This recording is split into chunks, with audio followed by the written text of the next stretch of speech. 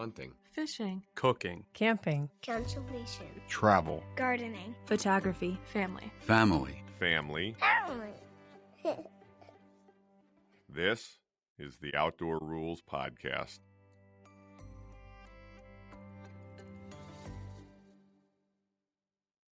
It just feels like what it feels like to me is that there is another person in the room listening to us. That's how I feel when I'm being recorded. Well, that's because we're recording this for other people to listen to, Caitlin. I mean, that's sort of how podcasting works. As Kaylee said, it may only be Mimo and Poppy. but no, but it's weird to carry on a conversation with somebody when in the back of your head you feel like there's some other unknown person listening at the same time. Right. There is some other unknown person listening. Not at the same time, but hopefully at some future time there will be some other person listening to this. Yeah.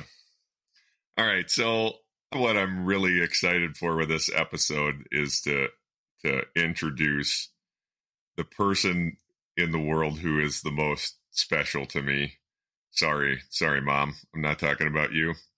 I'm here with my wife, Caitlin.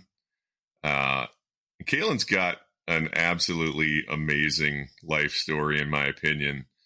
And one of the things about Caitlin is that she really hates talking about herself in particular. And so I think part of the reason that our relationship has worked is because I love talking about Caitlin, and I'll talk with anybody that'll listen about Caitlin.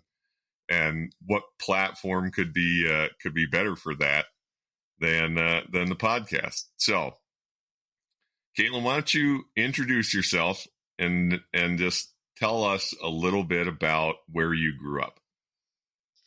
I'm Caitlin Ruhl, formerly Caitlin Dodge. I grew up in Milwaukee, Wisconsin. If somebody from Milwaukee is listening, they would say, no, you did not. I actually grew up in a suburb just outside of Milwaukee called Whitefish Bay. Yeah. But and so... right on Lake Michigan. Right. You grew up right on Lake Michigan, in a family with a couple of brothers and sisters. No sisters. Oh, yeah, right. No sisters. Hi, Mike. I'm Caitlin. Two brothers. Oh, yeah. Three, kind of, That's my family has brothers and a sister. Yeah. Okay, so you grew up in a family with a couple of brothers. Yes. I'm middle child. Got an older brother named Tim. He's 4 years older than me, and a younger brother named Daniel who passed away, and then a cousin named Brian who lived with me for a good bit of my childhood as well. And, growing up in Milwaukee, that had to be quite a lot different than where I grew up in Quentin, Pennsylvania. Much more of a city, and maybe I guess I've always thought that would probably mean sort of much less direct access to the outdoors, but I don't know. Was that your experience there? No, I wouldn't say it was. Depends how you define the outdoors. If it's just being outside, then I think everybody has the same access. And, we were kind of kids that would just spend all summer outside as soon as we were old enough to be trusted to ride a bike somewhere away from home and come back when we were supposed to. We pretty much spent the entire summer outdoors unless it was raining, and then our mom would begrudgingly let us come back in.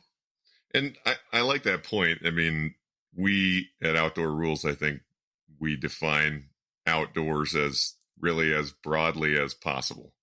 It's not just limited to Deep hunting in the and woods. Yeah, right. To hunting and fishing and camping and those sorts of things.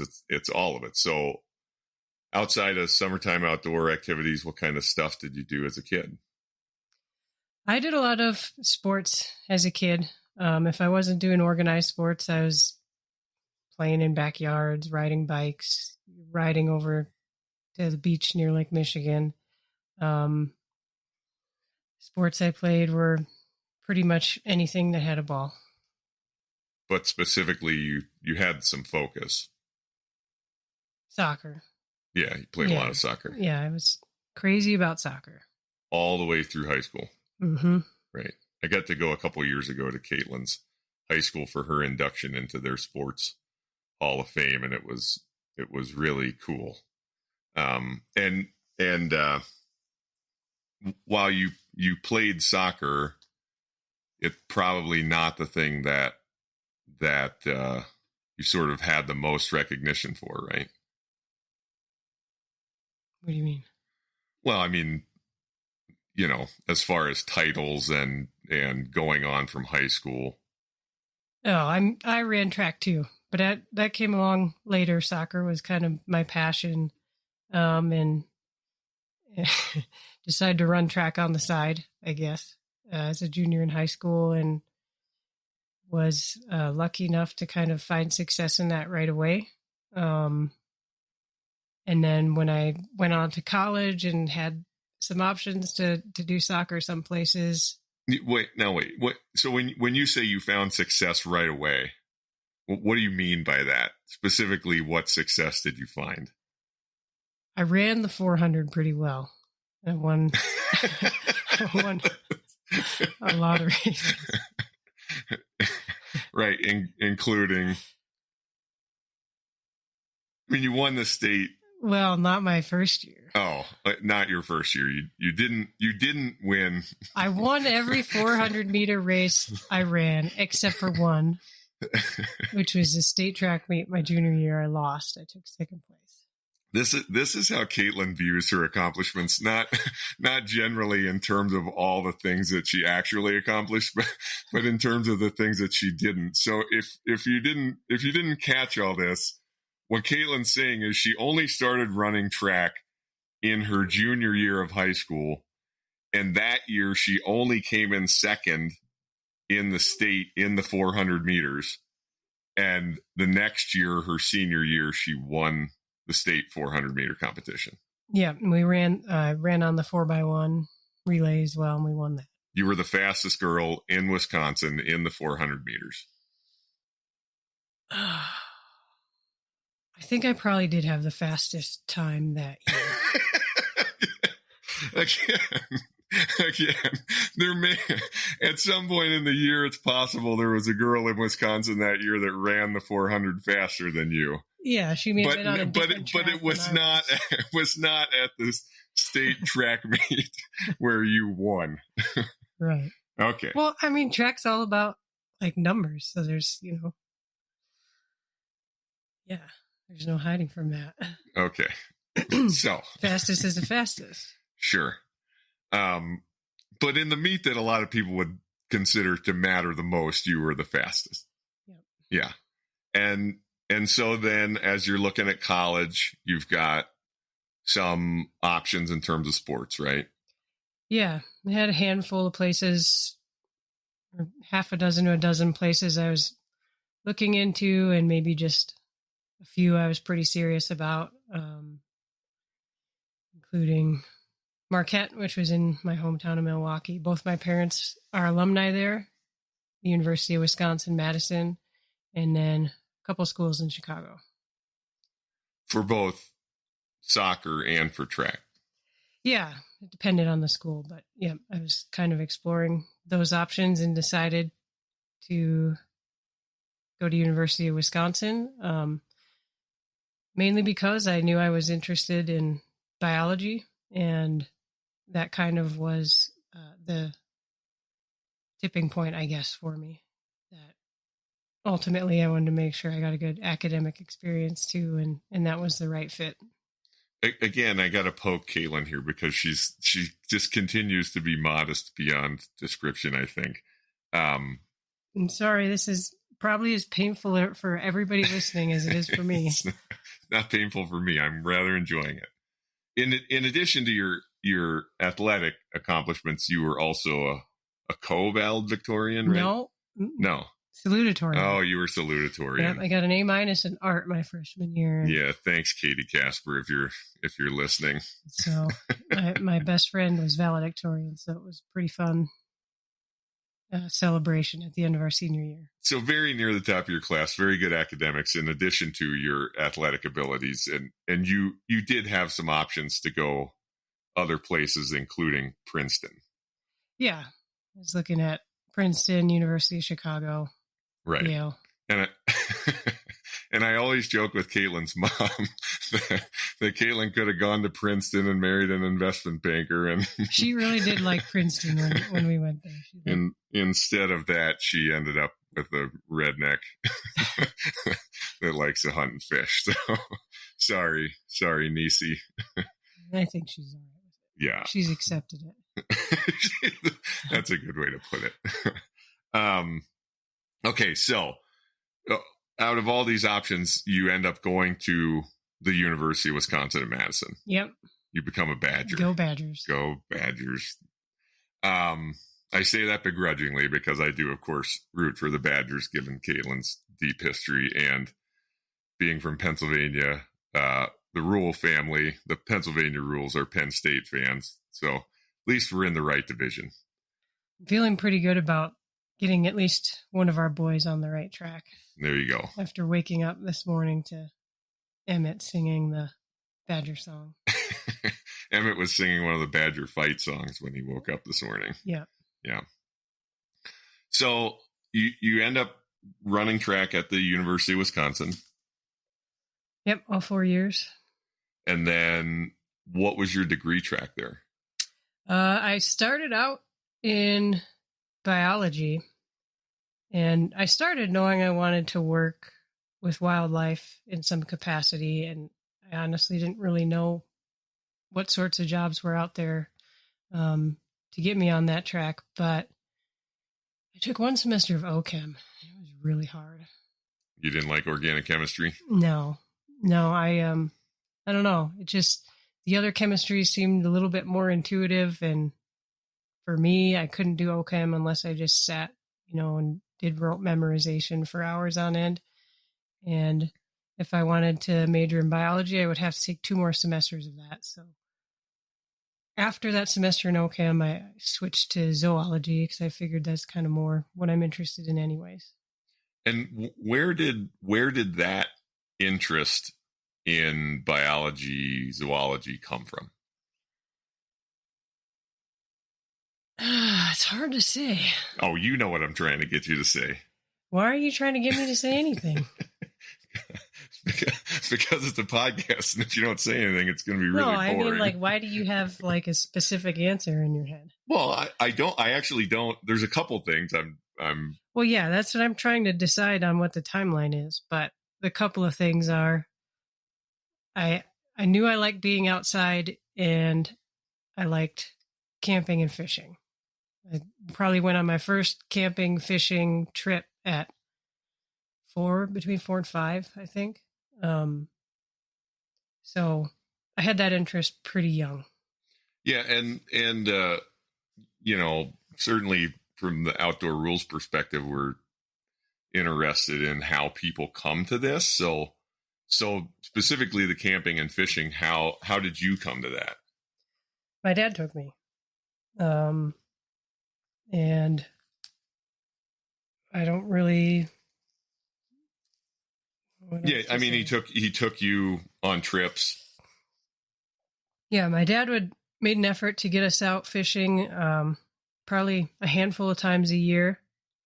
We were fortunate in that I had an aunt and uncle that lived on a lake in Wisconsin for a good chunk of my childhood, and so really easy access to fishing. You could walk down a handful of flights of stairs to the dock and just do your thing. And then as we got older, he would take us on bigger trips, including some Boundary Waters trips and going up to Ontario and doing some walleye and pike fishing. In all that, do you have any real specific formative memories about just feeling like, oh, this this is really something for me? Yeah, a couple. The one that came to mind earlier when you brought it up was sitting on that dock at my Uncle Casey and Aunt Patty's fishing one morning by myself, and caught some movement. You know, they had like a dock. They had a little bit of a bay, right? And it was probably, I don't know, maybe 100 yards wide or something at the mouth. And so the dock jutted out right to the edge of the opening of the bay.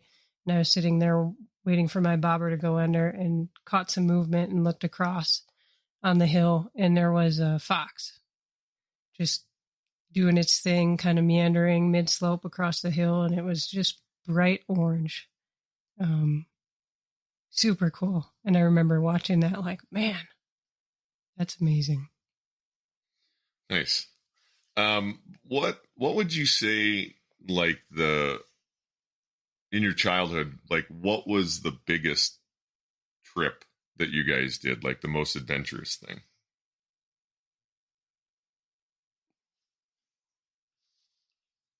My dad took me to, gosh, I can't remember the town, but somewhere pretty far up north in Ontario. And that would be probably the second moment that came to mind for me, in that we flew into Canada, and then we took another flight to get to this more remote northern part of the province. And then we get out there, and there's kind of a little tiny convenience store. And my dad mentions where we're headed, because we then were driving. And they said something like, 40 clicks up the road. So at that point, we're, as far from home as I've been, maybe, as the crow flies. But driving with my dad in that remote country with giant pine trees around us, I turned to him and said, I think I could live up here. He looked at me like I was an alien from outer space. The monster he created. But it was, just something about the quiet, I think. Yeah.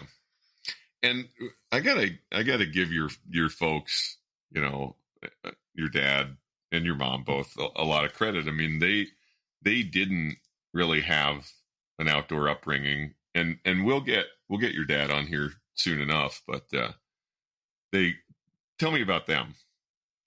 Yeah, they both grew up outside of Chicago, and they met in high school, small Catholic high school, and then went to the same college together. And your dad told me recently that he didn't, like, his family, he didn't have a family fishing mentor. His brothers don't fish. He's got a couple siblings. None of them fish. It certainly wasn't, certainly wasn't like fishing was a big family event. He was able to do it when he visited his relatives in Pennsylvania. He had an uncle, I think, that did some fishing, but it wasn't, like a big hobby everybody had, for sure. It was just something he kind of found on his own, and was able to do here and there. Right.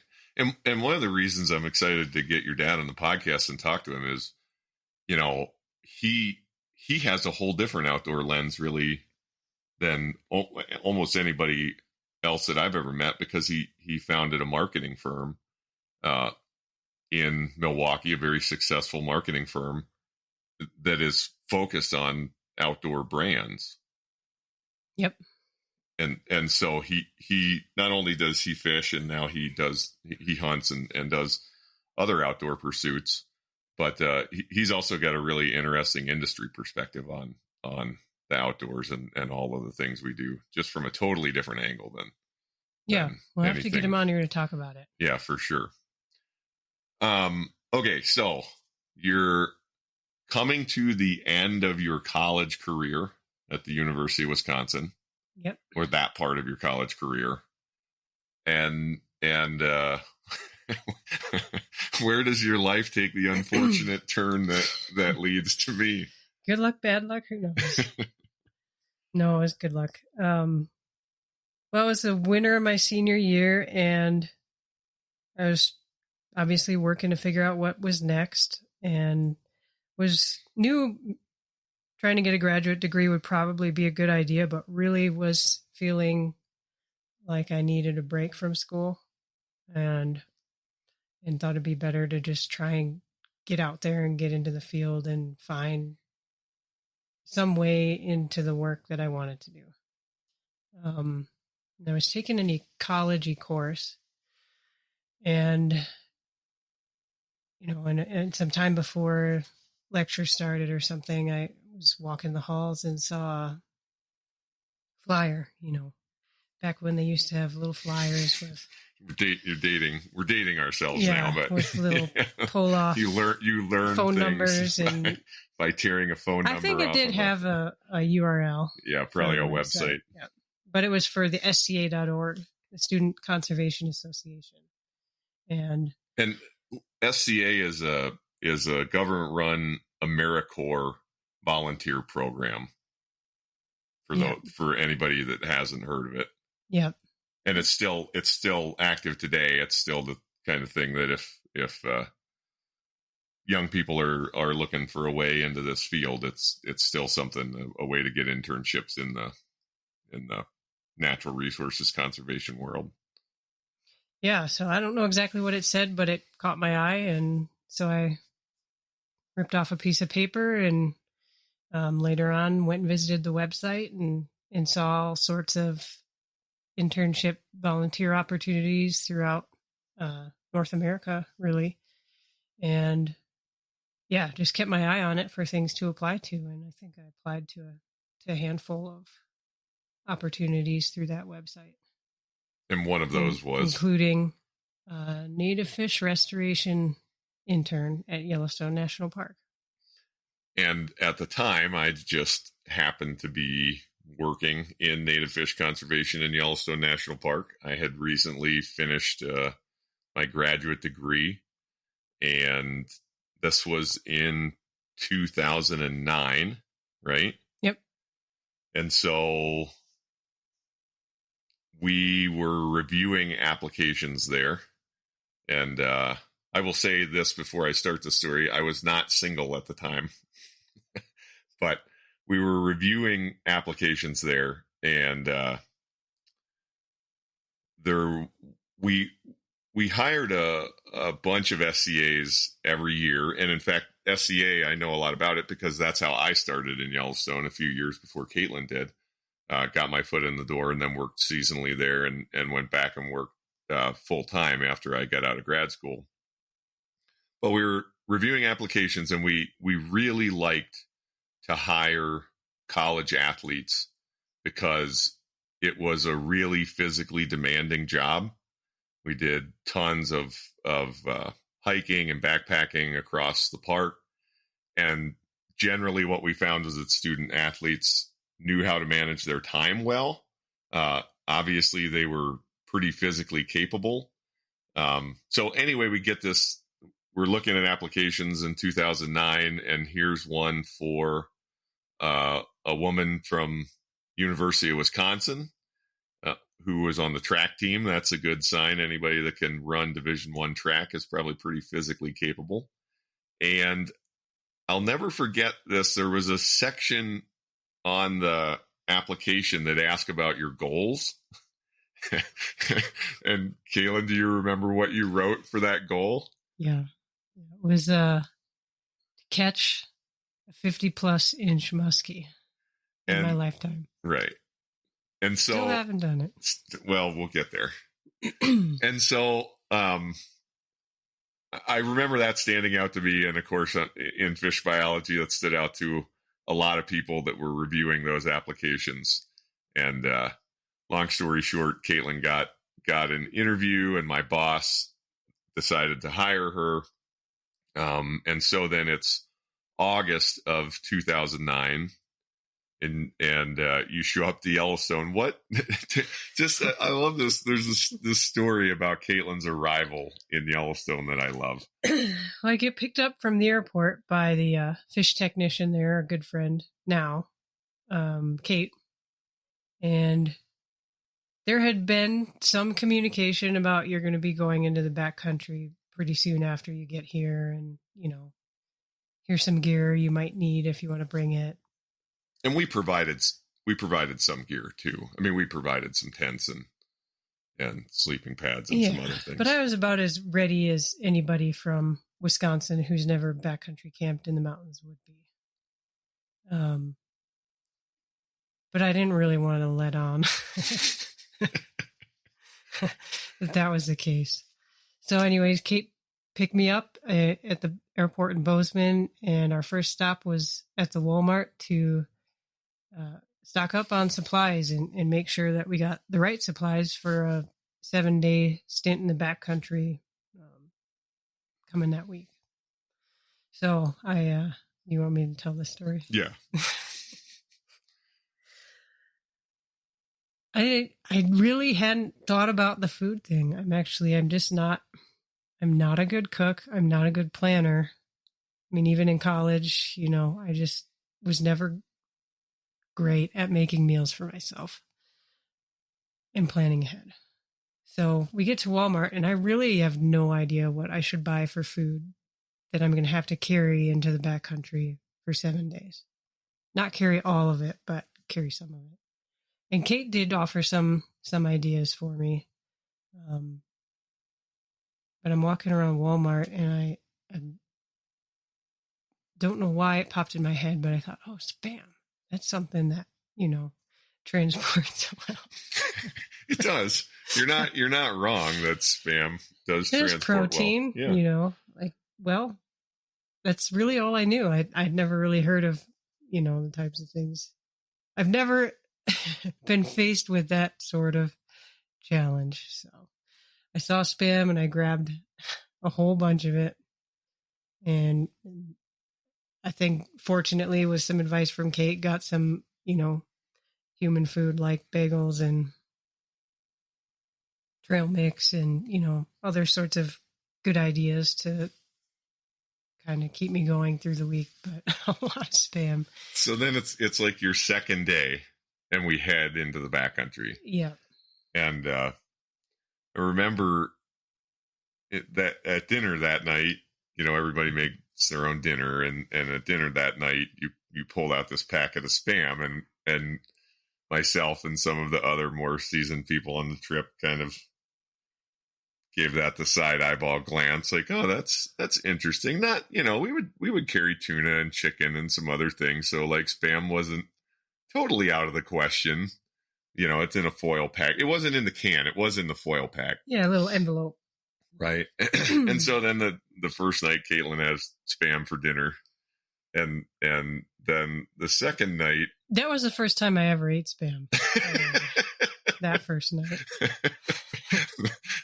I was pleasantly surprised. And I think only because the work was so physical and rigorous that I was just happy to eat anything. But I thought, hey, that's not bad. Especially something with salt and protein. Yeah. Yeah.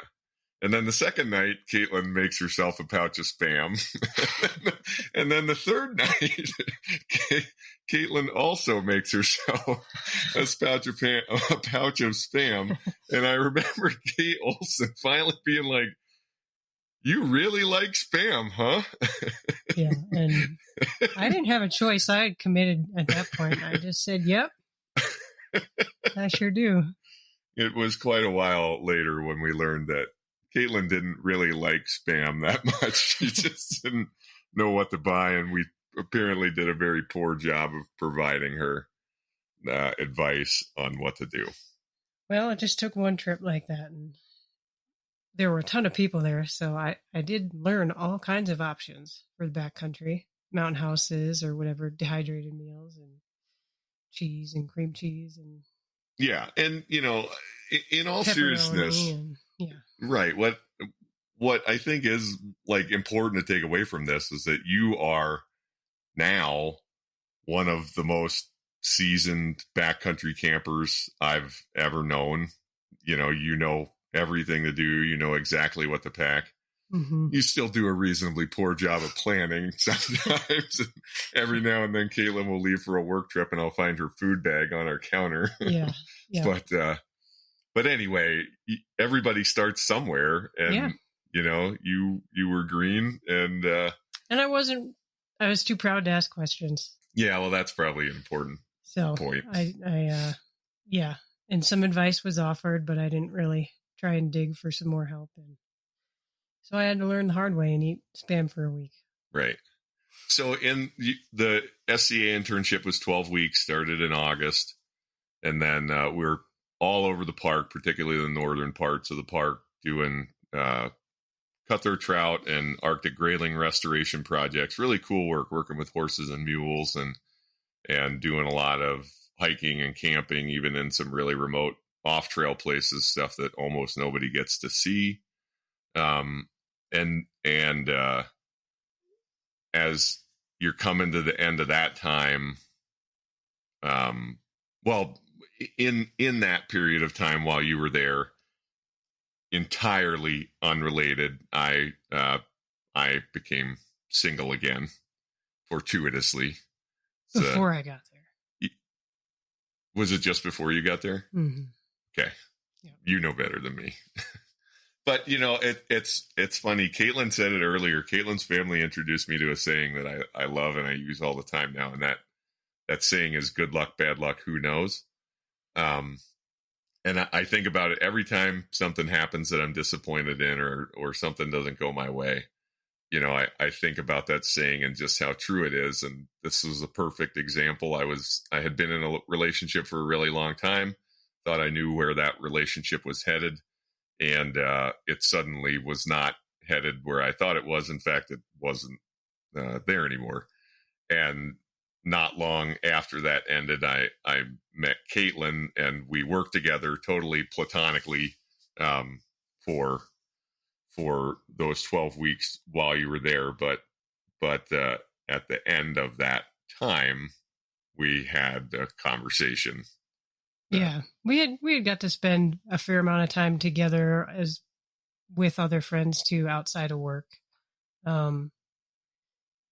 So spent some time on the weekends together and got to know each other. Obviously, you get to know somebody pretty well when you are in the backcountry with them for weeks and weeks. Yeah, it's a good test. It is. And so then, as your time at fisheries came to an end and you went back to Wisconsin, then you started looking for other opportunities to come back to Yellowstone. Yeah, I left knowing I wanted to be back for a couple reasons. Oh, not just me? You're included. Okay. I'm glad to be on the list. You're included. I mean, it's hard not to fall in love. I fell in love with a couple things, maybe including you, but I think at that point in time, I was in love with you. But I fell in love with the mountains and the West and the ecosystems there and the wildlife there. The place, Yellowstone, is an alluring place, especially if you're inclined in the outdoor perspective in any way, and especially in natural resources conservation. It's a cool place to be. Well, yeah, for a long time, I didn't even know what to call what I wanted to do as a career. And there it was kind of immediately after I left college, and it was Yellowstone, and there was wildlife everywhere, and there were people everywhere studying, monitoring, managing it. And I knew that's what I wanted to do. So how did you get back? Oh, I was fortunate in that there was an opening in the Wolf program for a non-paid internship, but working on one of their winter studies. And the Yellowstone Wolf program has been running these winter studies for a couple decades now, obviously since the wolf reintroduction, but they would have a big call for help twice a year. And fortunately, there was a spot open, and I had fortunately done enough to prove myself that summer in those 3 months I had working in fisheries and get some references from there. And yeah, got a spot in that winter study program. And that winter study program was in March, right? Yes. Yeah. Yep. It was for the entire month of March. So we did crazy things like basically just you were on a team that followed a specific wolf pack all day, every day for an entire month, trying to document every behavior that was observed with the ultimate goal of learning about their predation rates at that time of year. And then after the winter study ended, you stayed on. I was able to stay on. There was a gig, a new program, wildlife health program, and so it was a biological technician job that had a variety of tasks related to a variety of species, amphibians, small mammals. And so I was able to do that job that summer and for the next couple years. Yeah, so you stay on, you work in wildlife health. You do end up going back to the wolf program, right? Yeah, I volunteered on, I don't remember, maybe 2 more winter studies. And then there was an opening for a more full-time technician position in the wolf program. And I was pretty interested in larger mammals. And so I knew I'd get to do both wolf and elk work in that job. So I transitioned to that side of the building and did that for a couple more years. Right. And then at around the time that I met Caitlin, or I think December of the year that I met Caitlin, we ended up, or I'm sorry, I bought a house on the Yellowstone River near Emigrant, Montana, in a little subdivision, not actually right on the river, but about 2 blocks off the river. And when we started living together, that's where it was. And then in 2011, we got engaged. On my birthday. Yep. Oh, we got engaged on your birthday. Mm-hmm. I'm such a romantic. Surprise. And then we got married in June of 2012. Yep. Yeah. And in that time, once you were back in Yellowstone full time, we continued to do a lot of fishing together. Mm-hmm. Montana's got cool walleye fishing, and of course there's all the trout fishing, and we lived close to the Yellowstone River, and we actually had a drift boat on permanent loan to us from some 2 of the best guys. Two of the best guys. Yeah, they were this amazing brothers, bachelor twin brothers that lived together, and they just loaned us a boat, and we were able to keep it basically our whole time there. Larry and Gary. Yeah, we tried to pay for it once. Yeah, they wouldn't take any money. Right. How would you pay for it when you can use it for free anytime you want? Right. So kind of an idyllic life that way from a fishing standpoint. And then I kind of worked on you to get into hunting. I didn't have to work too hard. No, I'd always had a curiosity about it. I was really 50-50 on, I knew I wanted to try it, but I wasn't sure how I would feel about it. So I was always curious about it and always curious to try it, but thought there was a good chance I might start it and, get to harvesting and killing an animal and not like that at all. But turns out I did. And what was the first thing? Like what was the first hunting that we did together? I would imagine I tagged along on you archery hunting. Oh yeah. Probably in 2010. We definitely had a successful and unsuccessful all at the same time archery hunt where I shot a whitetail doe, but I probably also should have shot a big bull elk that day. Remember that? Yes. Yeah. Yep. Unforgettable. I'll never forget that bull elk in the middle of that meadow. That was pretty cool. Yeah. Hung up 70 yards. But then the first time that you actually bought a license and carried a gun. I think it was that year. It was 2010. But what kind of hunting did we do? I had a Was it big game cow hunting? hunt. I had a cow hunt that year, and I had a deer hunt, I think. No, that's not how I guess what I was asking, though, was it big game hunting or was it small game hunting first? Oh. Yeah, I think we did some ground squirrel. Well, what about duck? Like, when did we start? I don't remember. So Caitlin and I had this dog when Caitlin and I met, and he probably... I fell in love with Gus first. Well, what I was just about to say was that that Gus was probably a big part of what attracted Caitlin to me. He was a Chesapeake Bay Retriever that I had gotten as a 10-week-old puppy from a shelter in Billings, and he was the best dog in the history of the world. Yep. He was so sweet, so happy. Loved people, loved kids, loved to do, anything outside, was just absolutely tough as nails. Like, we duck hunted with him in the Yellowstone River in January, and he'd be totally covered in ice. And you couldn't keep him, like, we tried to take a shelter and a heater, and you couldn't keep him in there to warm him up. He'd tear it down to get out. As soon as he heard the duck calls going, he'd tear it down to get out.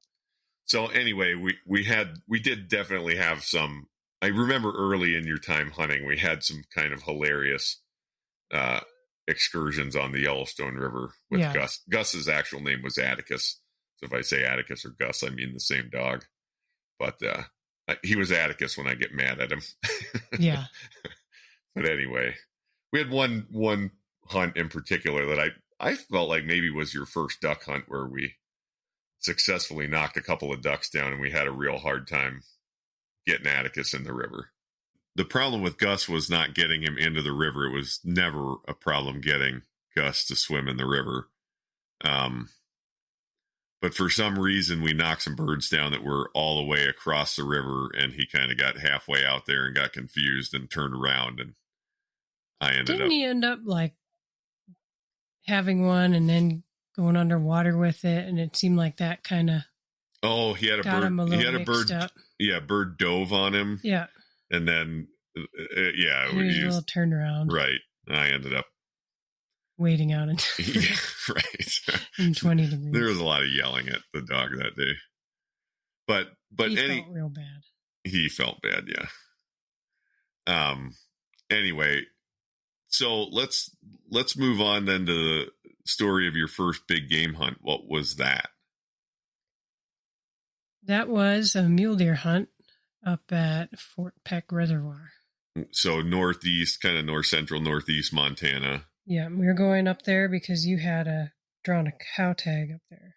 Right. I had applied for a cow tag up there, or was applying for elk tags up there because Dad, because that was a good place to, it was a good place to elk hunt. Dad had killed a real nice bull elk a couple years before that, and I drew a cow tag. And you can fish. Right. Also a great place to go fishing.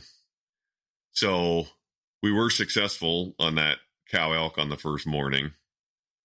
Got that all packed out. And then I kind of remember the rest of that hunt being pretty tough. It was slow. We saw some deer every day, maybe, but didn't really have any close opportunities. Right. It was kind of a down year. I mean, we had been hunting Fort Peck. Dad and I had been hunting Fort Peck every year for quite a few years at that point, and normally seeing quite a few deer. And for some reason, that was just a really slow year. And it was also a windy year. So we were there, like 4 or 5 days or something? Yep. Yeah.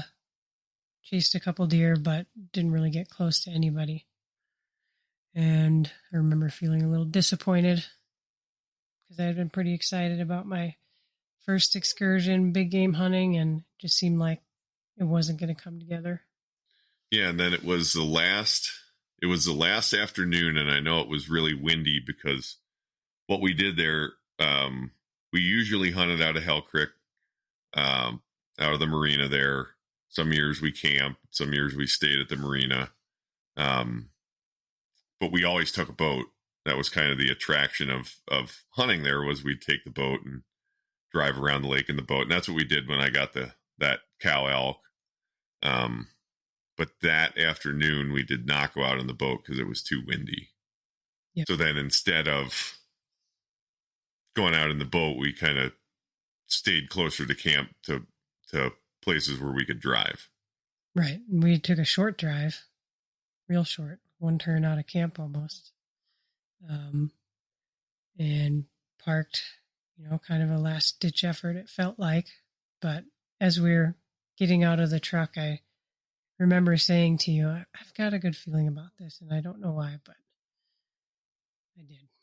Anyways, we climbed a few hundred feet up to a ridge and looked away. I mean, I feel like we could see camp from one side, couldn't we? I'm not sure if we could or not. Anyways, we looked in the direction that was not camp. And shortly thereafter, you spotted a bedded mule deer buck.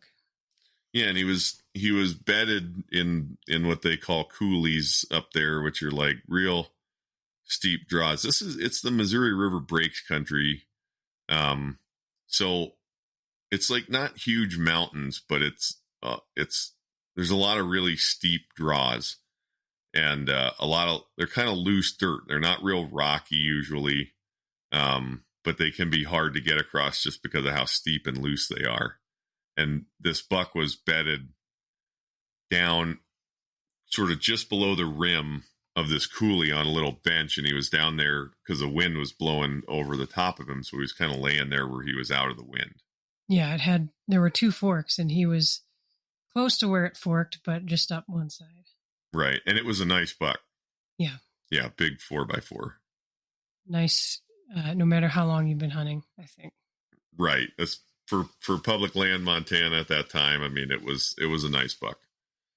And so we got him spotted down there, and then we were 800 yards away. I remember that because I remember feeling like I couldn't keep up with you for parts of that 800 yards and telling myself, you ran 400-meter sprints in college and you can't keep up with him right now. But yeah, when Mike really wants to move around the mountains, he can. Yeah, I just don't often really want to move that fast. Caitlin usually moves much faster than I do. Yeah, I think it took me by surprise because your pace was double. Yeah, probably what normally would be.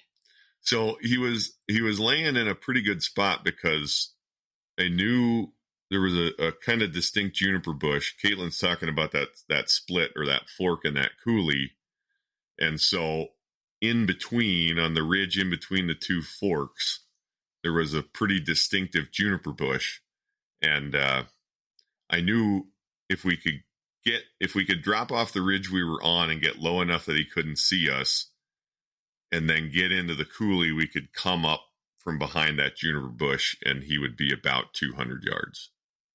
Yeah, it worked perfectly. It really did. It actually couldn't have been a better stalk. He stayed right where he was, but like we were saying, it was late in the afternoon and the sun was setting like right behind the deer, directly behind him. Right in our eyes. Right in our eyes. Yeah. So we come up over the back of that ridge next to the juniper, and I know he should be right there in front of us, and I spotted him. And he's still bedded exactly where he was laying when we first saw him. Yep. And you did one of those where, I mean, the excitement was there. And you spotted him and you started getting me into position before I saw him. And then it took us a little bit of time to get on the same page and for me to actually locate where the buck was. There was a conversation, let's say. Yeah. There was a conversation that went something like Caitlin saying, "Where is he?" And I said, "He's right there." About 10 times. Back and forth. You kept saying, "Where is he?" And like, he's right in front of you. He's right there. I know, but where? And from my perspective, it looked like your gun barrel was pointed right at him. And I just thought like you had to be able to see him. Yeah, I didn't. Right. But you couldn't. I feel like we still do that from time to time, struggle to get on the same page of communicating about where things are. Yeah, I think We do a much better job of picking out whatever landmarks, but I think we tend to focus in on different parts, right. when trying to give directions. to Yeah, people.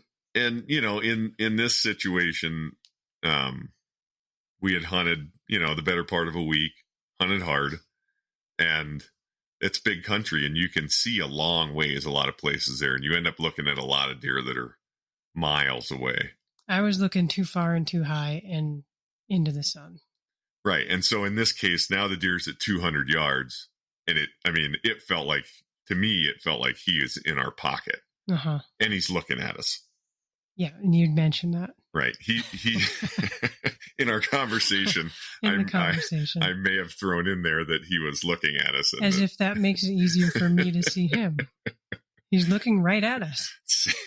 Seemed like a useful piece of information to me at the time. Uh-huh. But anyway, you do see him eventually, and then you're able to get on him and take it from there.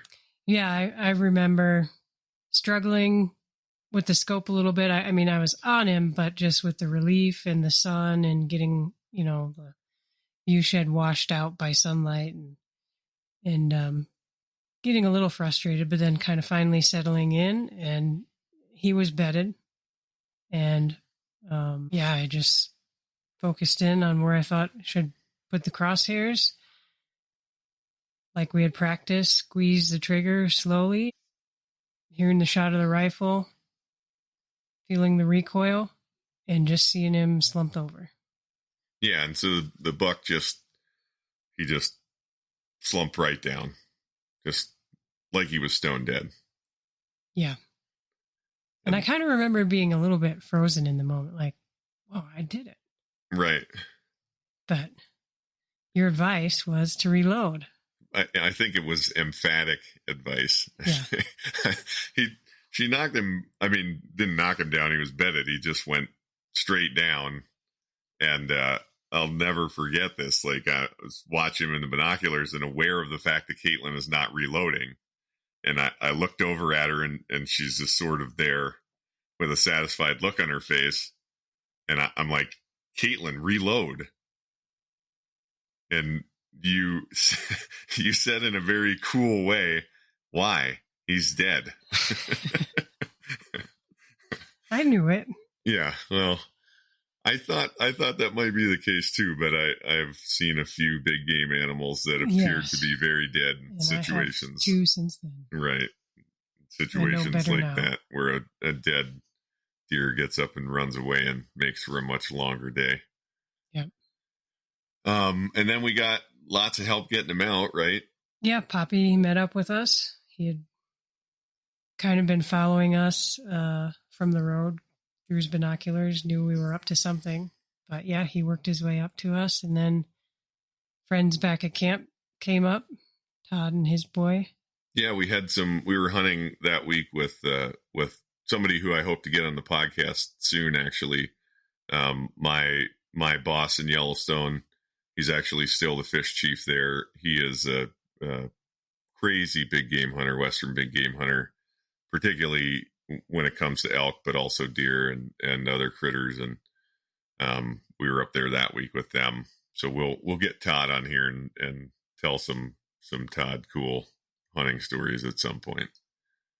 But yeah, lots of help and got the buck out, and it's a absolutely beautiful 4x4 mule deer that's still hanging here in our house in New Mexico. Willis. Yeah. Oh yeah, he's got a name. His name is Willis. Mm-hmm. And that kind of does segue us into, obviously since that time, Caitlin has had lots of successful big game hunts and really become an accomplished big game hunter in her own right. And there's lots of stories to tell about whitetails and mule deer and antelope, elk and oryx and ibex. Yeah, we have oryx and ibex here in New Mexico, and we will definitely talk about those at some point. But in 2014, we moved from our home in Montana to Santa Fe, New Mexico. I got a job down here still in the fish biology field. And then shortly thereafter, Caitlin, you got a job as well. Yep. Yeah, and we're both still in the natural resources conservation field. We're public servants, and we're probably not really going to spend a lot of time on the podcast talking specifically about our jobs. But suffice it to say, we're still in the conservation world. And then since we moved down here, of course, we continued big game hunting. Have done lots of hunting down here, and then taken advantage of new opportunities that New Mexico offers. But we've also had some big life changes since we moved here. We had our first kid, Robert, in 2018. And then we had a COVID baby. Yep. Mr. Emmett. Mr. Emmett in 2021, early 2021. It's changed hunting a little bit. It's changed all of our outdoor pursuits. Sometimes for the better.